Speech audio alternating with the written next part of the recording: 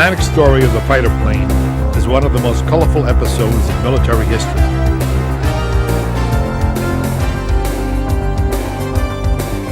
Barely 10 years after the invention of the airplane, the fledgling fighter saw combat action in the First World War.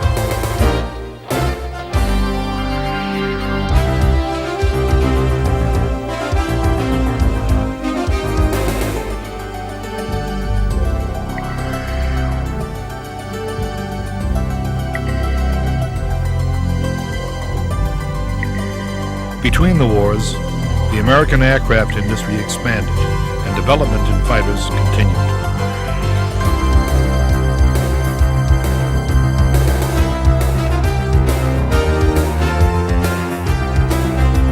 World War II saw U.S. air power play a major role in the defeat of Nazi Germany and Japan.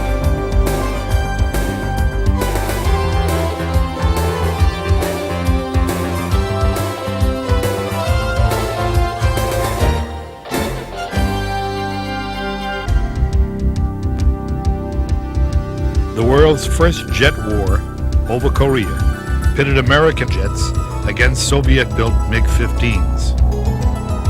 In Vietnam, the major threat to U.S. air supremacy were SAMs, or surface-to-air missiles, rather than enemy fighters.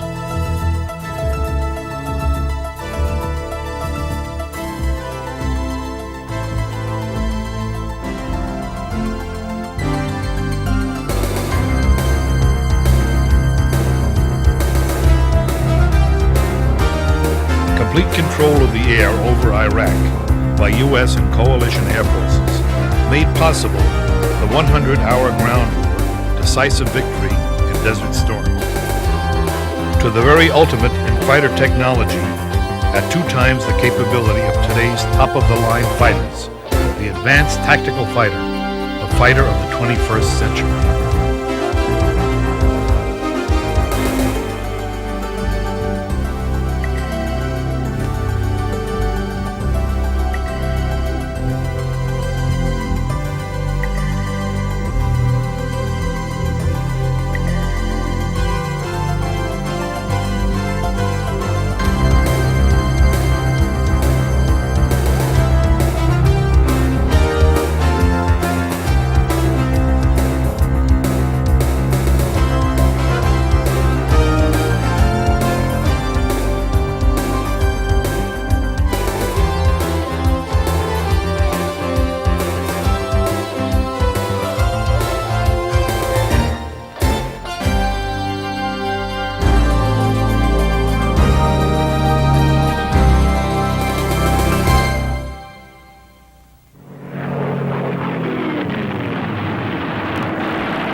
The Second World War and the recent conflict in the Persian Gulf have made perfectly clear the absolute necessity of air superiority in gaining the military victory.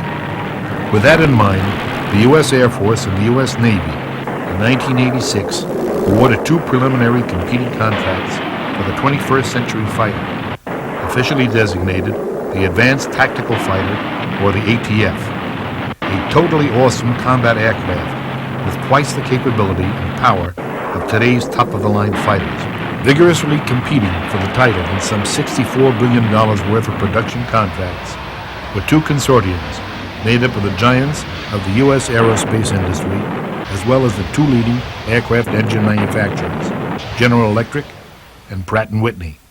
On one side was the team consisting of Lockheed, Boeing, and General Dynamics.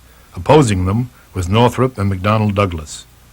Under $818 million contracts each to design, produce, and flight test, each team has manufactured 2 prototypes.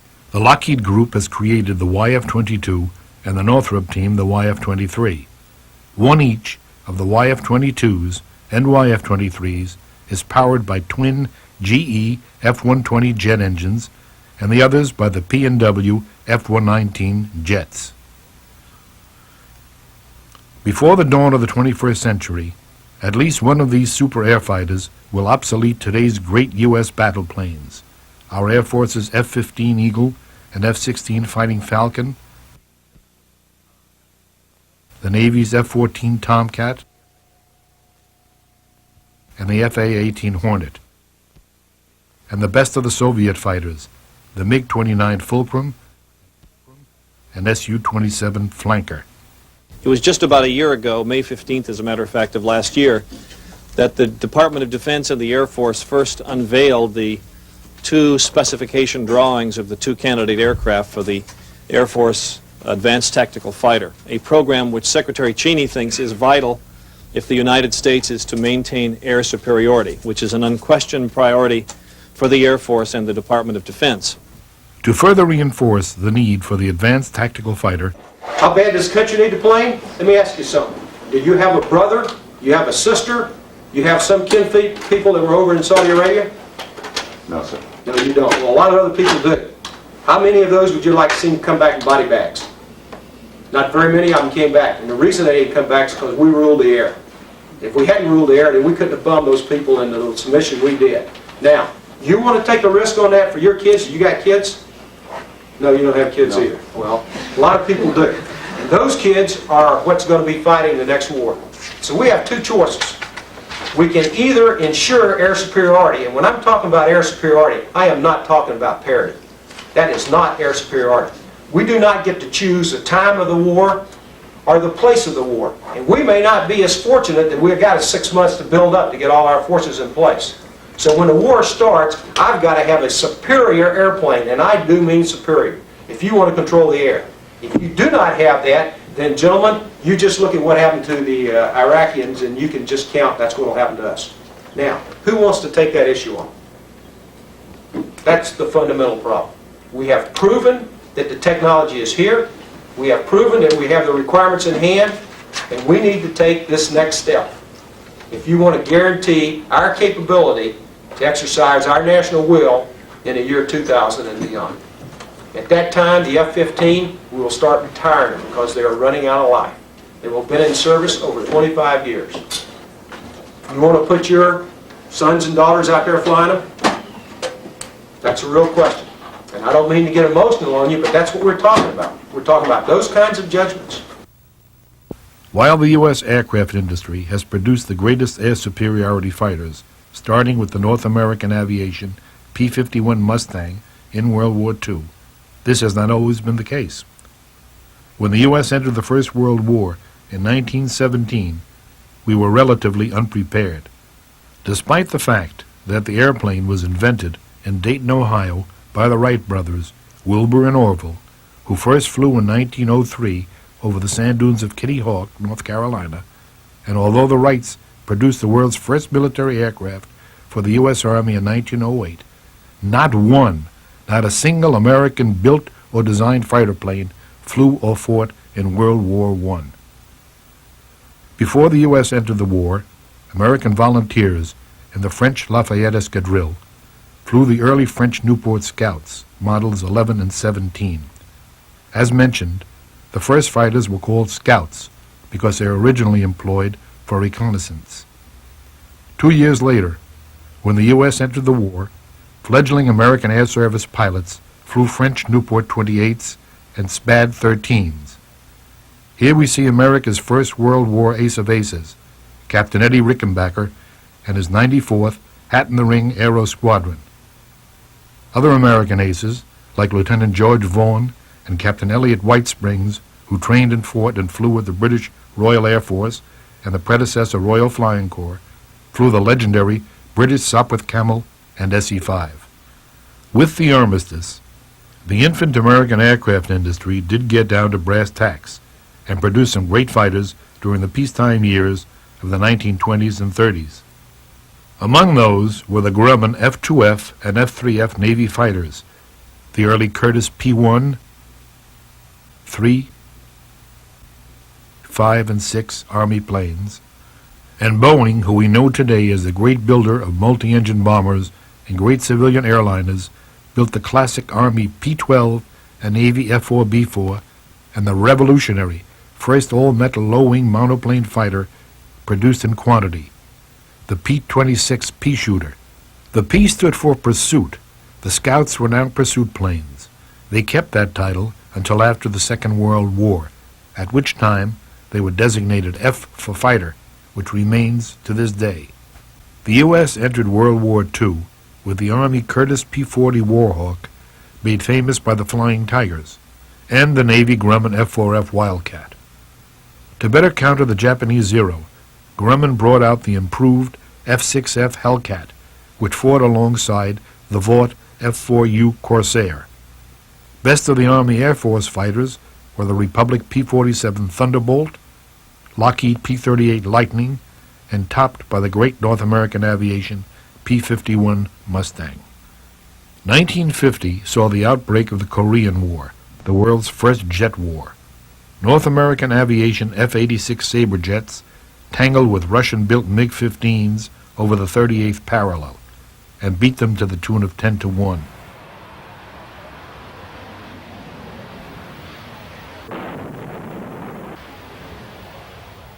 Navy jets included the McDonnell F-2H Banshee and Grumman F-9F Panther, the first carrier jet to shoot down a MiG-15.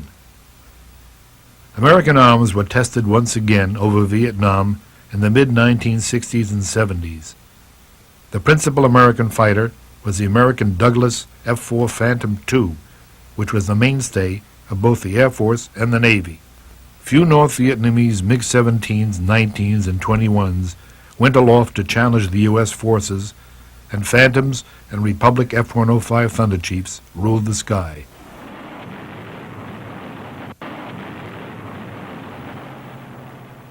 A short incursion into Panama before Christmas 1989 to oust the dictator drug dealer General Manuel Noriega saw the baptism of fire of the till then top-secret U.S. Air Force Lockheed F-117A stealth fighter.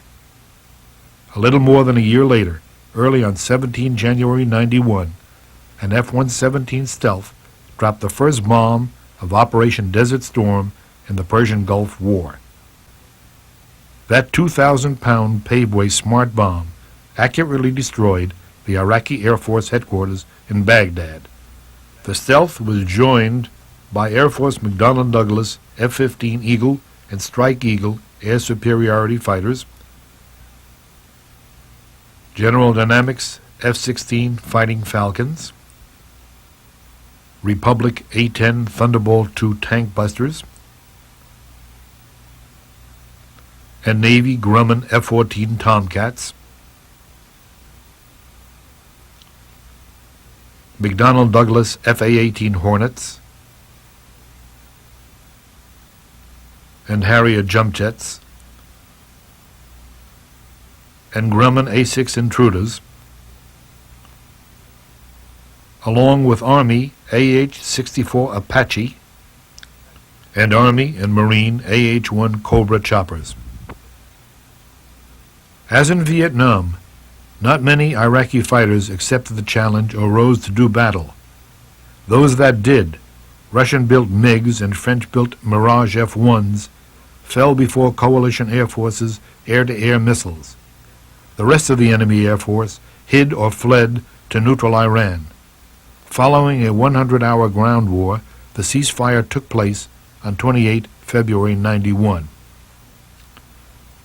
Our Desert Storm aircraft are the fighters we have today.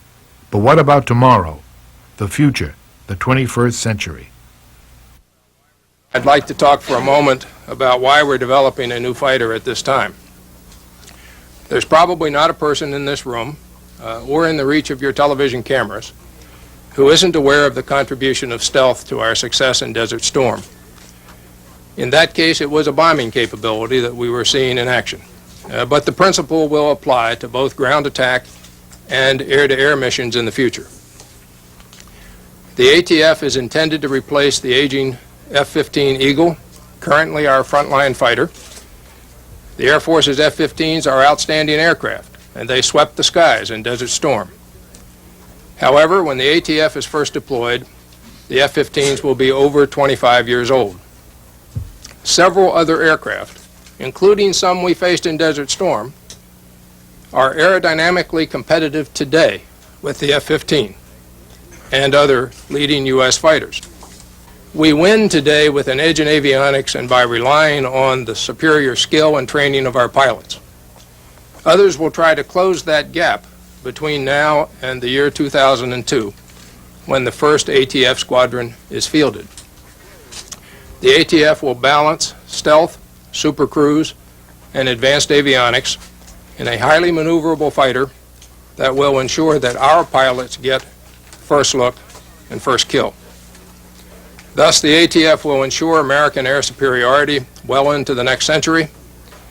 As we have seen in Desert Storm, air superiority is essential to effective air and ground operations. American ground forces have not had to fight without air superiority since 1942, and we plan to keep it that way as well.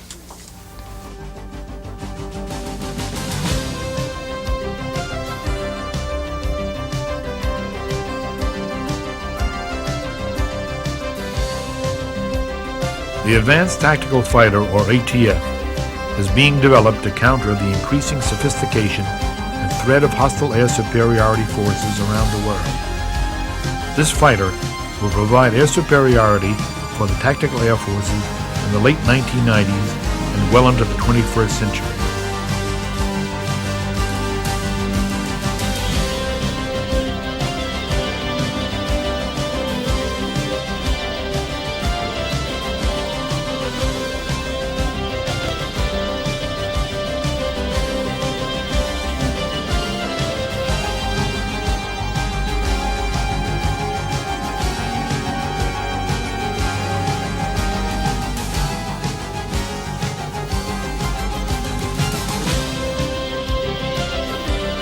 The F-15 Eagle entered the Air Force inventory in 1975.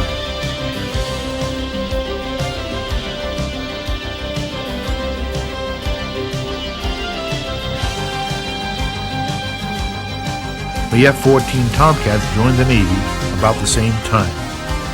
Threats which the F-15 and F-14 can no longer counter will be defeated by the lethal and survivable ATF, with its balance of increased speed and range, enhanced offensive and defensive avionics, and reduced observability.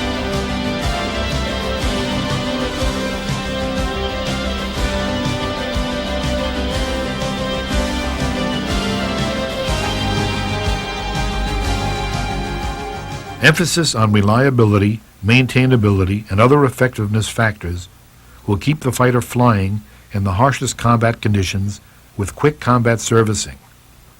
The increased logistics, supportability engineered into the ATF means fewer resources will need to be committed for each ATF squadron at forward locations. The U.S. Air Force manages the program through the ATF Systems Program Office at the Air Force System Command's Aeronautical Systems Division at Wright-Patterson Air Force Base in Ohio. Because of the work done at the Wright Laboratory located there, the ATF features new advanced technologies never seen before on one weapon system. Its 4 S's, stealth, survivability, supersonic cruise, and supportability, are ensured because of the pioneering work of the laboratories.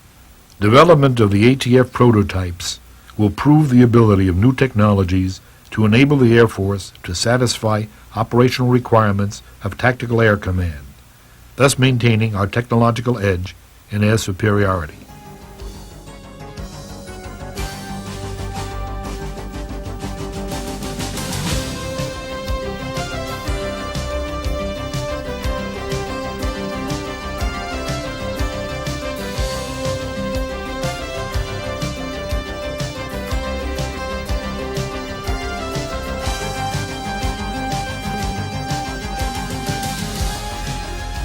The Navy has also participated in the Demonstration Validation, or DEMVAL program, to develop a Navy variant called the NATF, or Navy Advanced Tactical Fighter, suitable for deployment from aircraft carriers to replace the formidable F-14 Tomcat. The services are taking advantage of the resulting opportunities to share design elements where the differing Air Force and Navy missions permit. For example, the services are seeking commonality in engines, avionics, materials, and subsystems.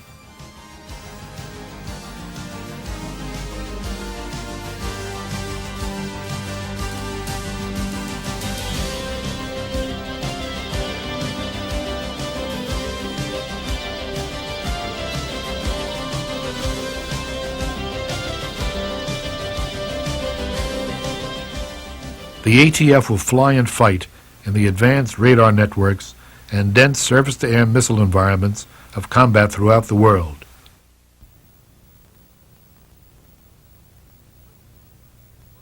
It will use a first look, first shot, first kill capability to detect and destroy enemy fighters of today and tomorrow.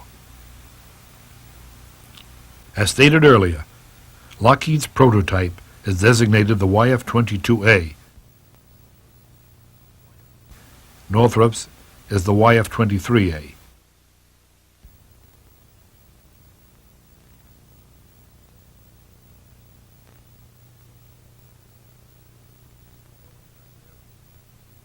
Two prototype air vehicles, or PAVs, have been produced by each contractor team for a total of 4.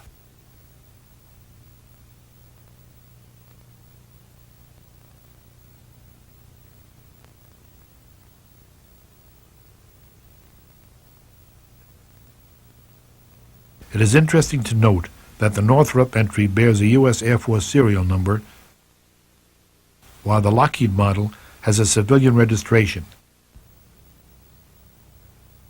This, of course, had no bearing on the final decision.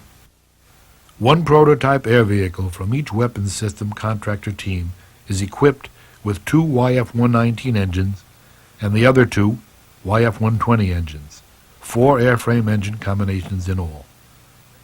Each team has expertise in stealth technology, Lockheed being the manufacturer of the F-117A stealth fighter that proved itself so effective in Operation Desert Storm, and Northrop is the producer of the B-2 stealth bomber.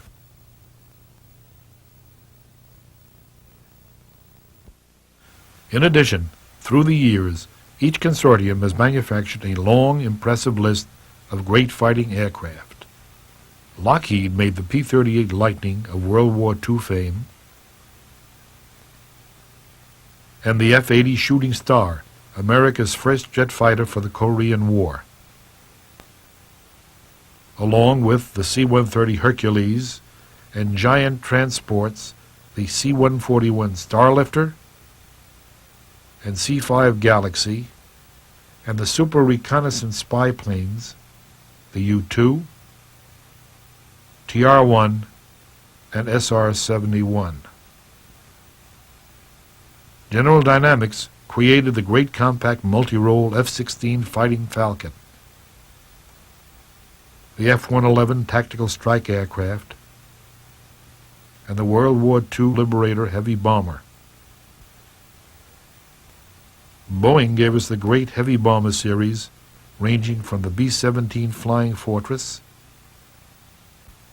and B-29 Super Fortress of the Second World War, to the aging B-52 Stratofortress that performed so well in Operation Desert Storm, and the KC-135 tanker.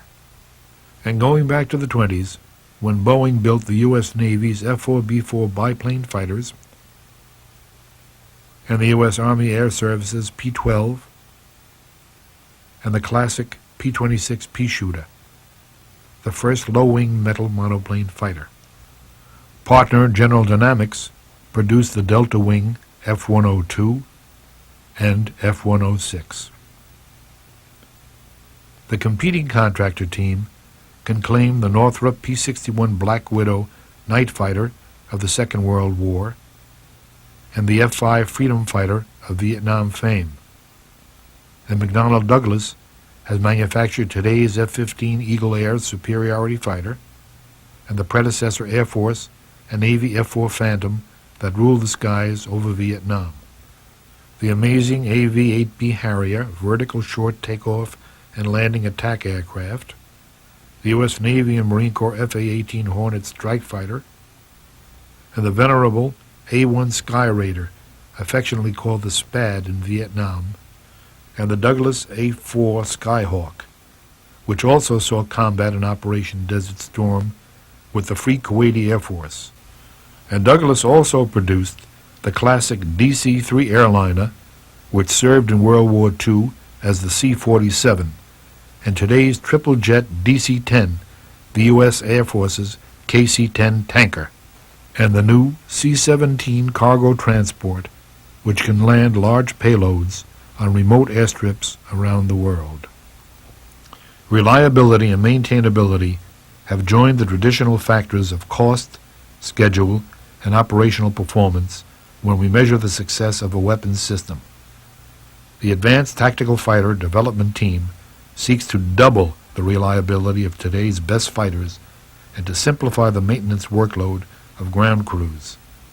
These goals promise reduced manpower and logistics requirements and fewer airlift sorties to equip and maintain forward-based ATFs.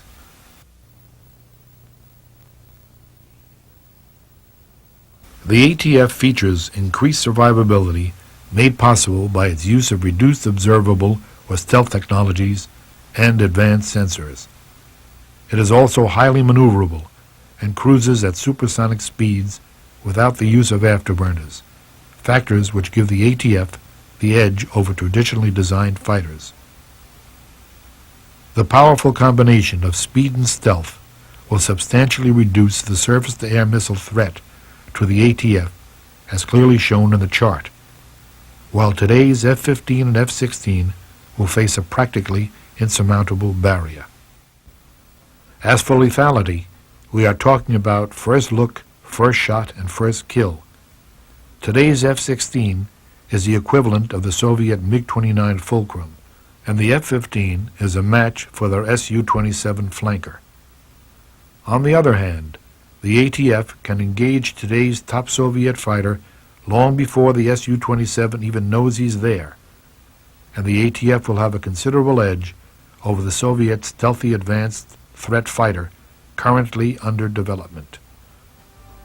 Also, along with the F-16 Falcon, the F-117A and B-2 stealth fighter and bomber, the 21st century fighter shares the amazing fly-by-wire control system, which allows the pilot to command the aircraft totally through a system of electrical wires rather than conventional, complex mechanical systems with pulleys, linkages, and push rods. This new generation of avionics is one of the factors that allows a single ATF pilot to handle the heavy workload of a two-man fighter crew.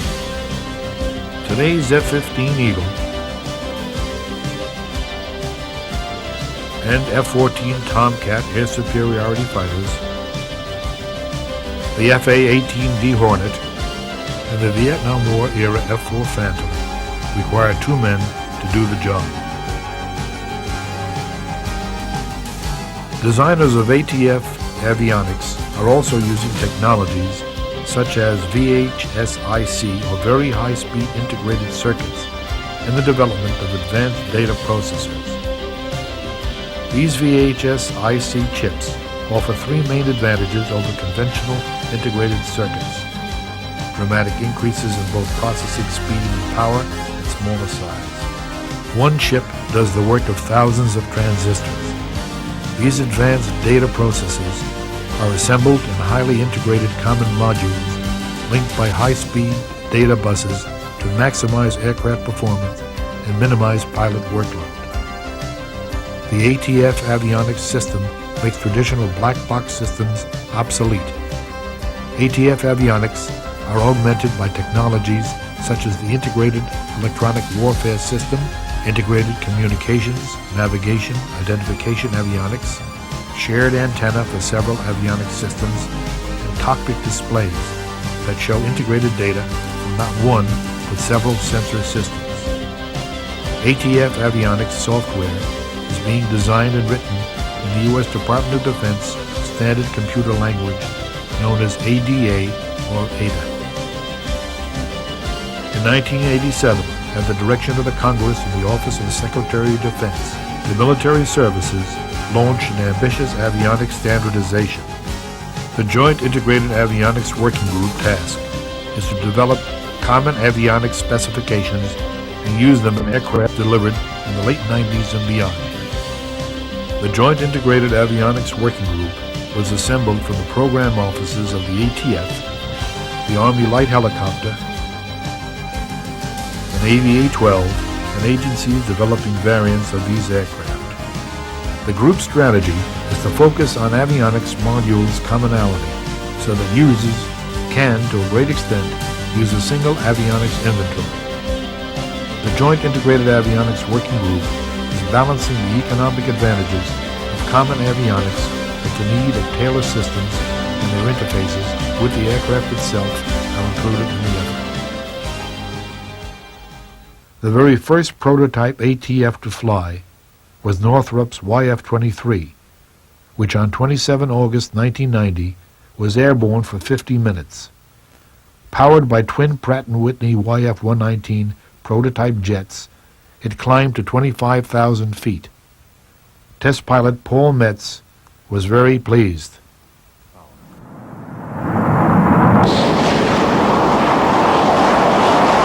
At brake release, the pilot comes right up to military power. Very smooth increase in RPM and a very decided push down the runway. Approaching about 120 knots, you apply aft stick and the nose comes up very smoothly. You'll sit on the mains for just a few seconds and then lift off.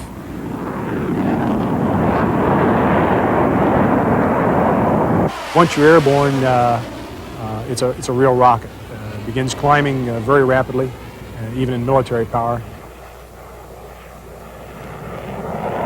Right off the bat, it was obvious from the minute I lifted off the ground, we had something special here. Okay, I've got Ghost 5 up loud and clear and radar contact. It flies with the best of the best in terms of handling qualities. It's just solid as a rock out here, Paul. Feels good here. The first landing that you make in an airplane is the one that to worry about the most at night before you ever do it. It turns out that the YF-23, there's no demanding part of the landing. Coming down final approach, the merest suggestion of requirement to change your speed, and the airplane responds instantly. It rides through the bumps and the turbulence smooth as silk, and the flight control system is to credit for that. The actual flare and landing touches down like a feather.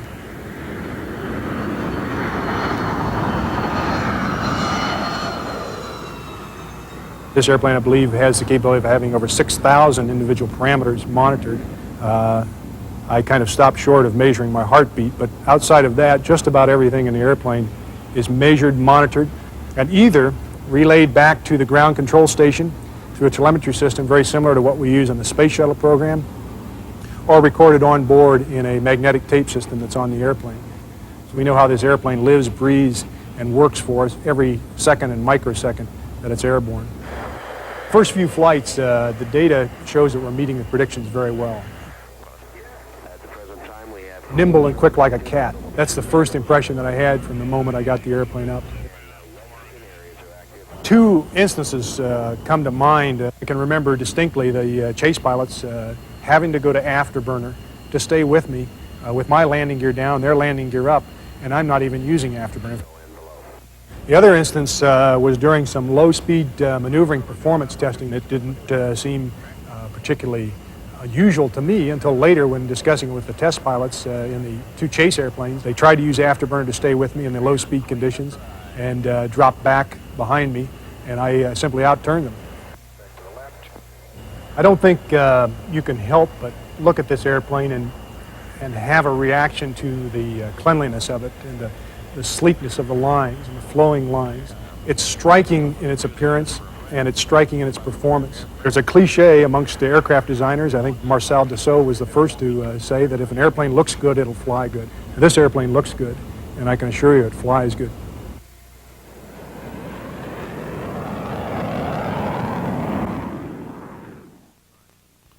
Its airframe design is truly revolutionary.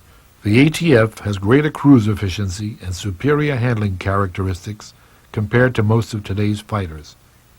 Fiber optics, advanced aerodynamic designs, and digital flight controls contribute to the increased flight capabilities. The airframe is lighter because of extensive use of high-strength, low-weight composite materials.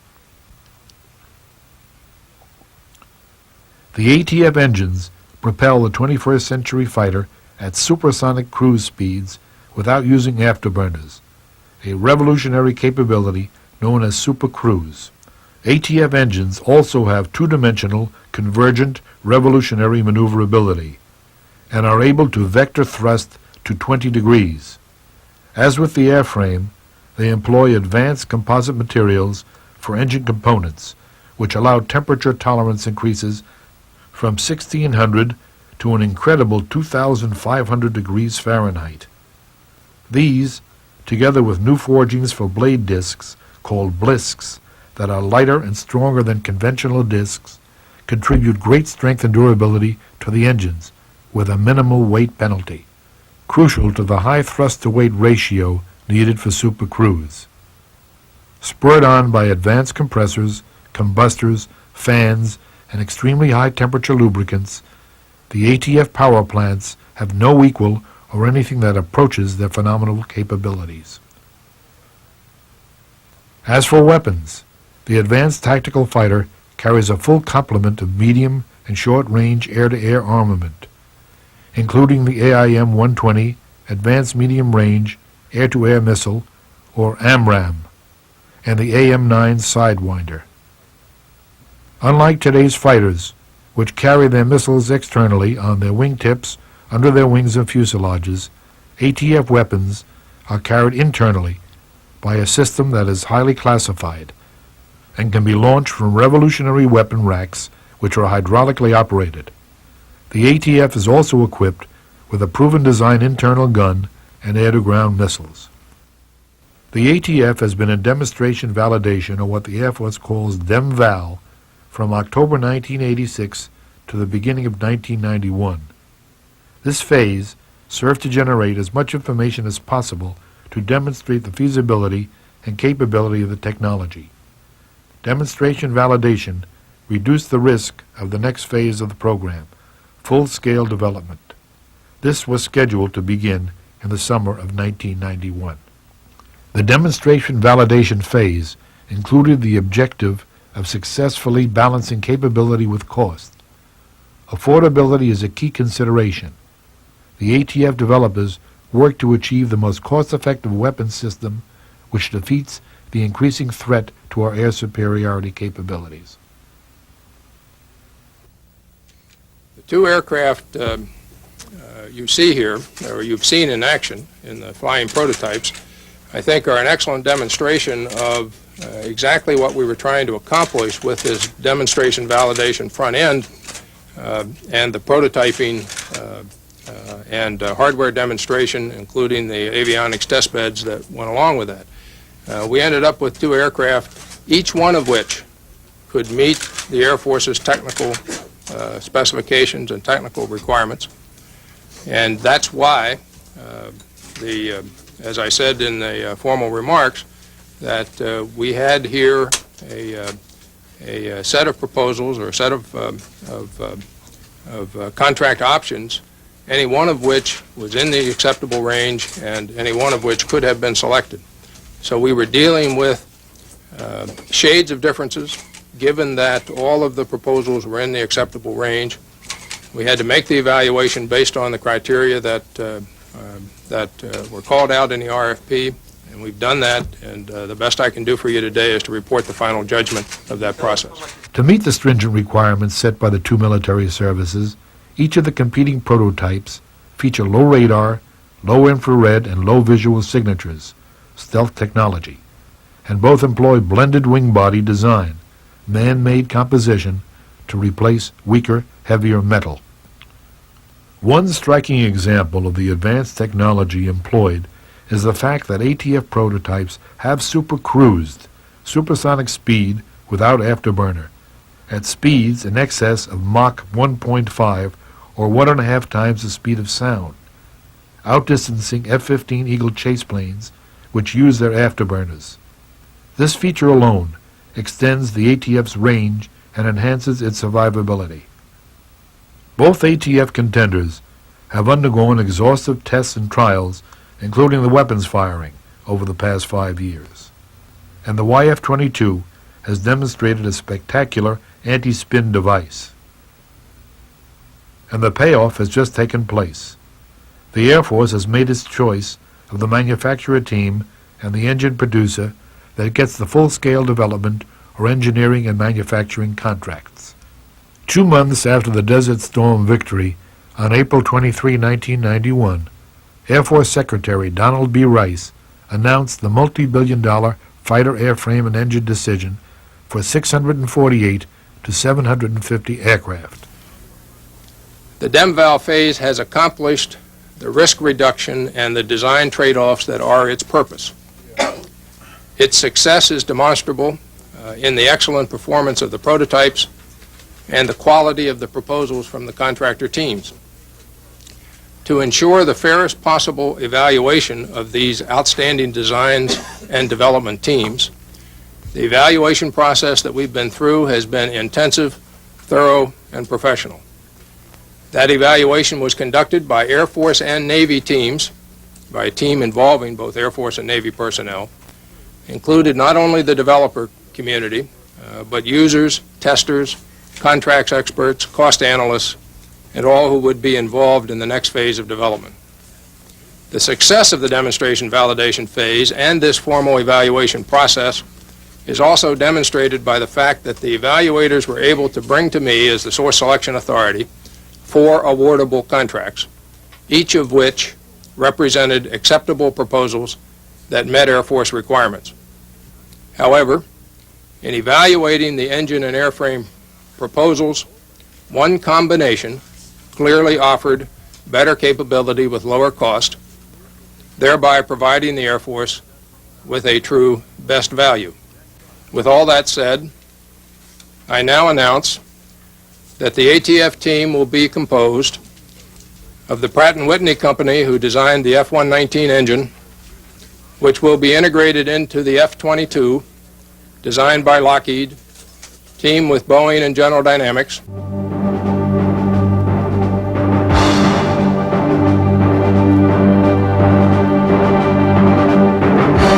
The Advanced Tactical Fighter represents the greatest advancements in aerospace technology since the invention of the jet engine and rocket propulsion.